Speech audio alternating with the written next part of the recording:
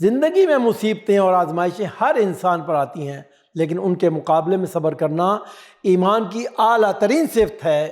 اسلام نے صبر کو ایسی نعمت قرار دیا ہے جو انسان کو آزمائشوں میں ثابت قدم رکھتی ہے اور اللہ کے قریب کرتی ہے۔ قرآن کریم میں اللہ تعالیٰ نے ارشاد فرمایا، اور صبر کرنے والوں کو خوشخبری دے دو، وہ لوگ کہ جب انہیں کوئی مصیبت پہنچتی ہے تو وہ کہتے ہیں بے شک ہم اللہ ہی کے ہیں اور اسی کی طرف لوٹ کر جانے والے ہیں۔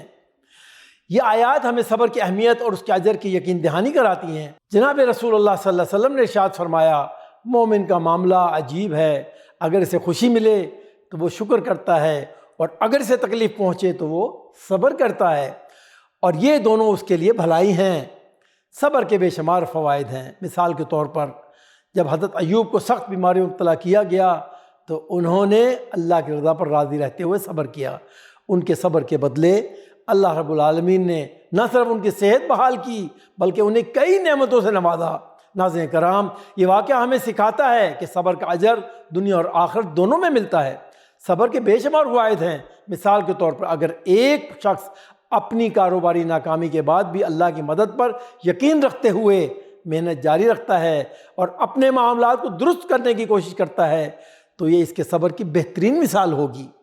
ایسا انسان اپنی محنت اور صبر کے ذریعے اللہ کے فضل کا مستحق بن جاتا ہے۔ الغرض ناظرین کرام، آزمائشیں انسان کو مضبوط بناتی ہیں اور صبر ان آزمائشوں میں کامیابی کا راستہ ہے۔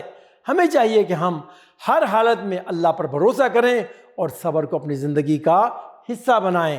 اللہ رب العالمین ہمیں ہر مصیبت میں صبر کرنے کی توفیق عطا فرمائے اور ہمیں اپنے قریب کر لے۔ آمین یا رب العالمین۔ وصلی اللہ علی نبینا محمد۔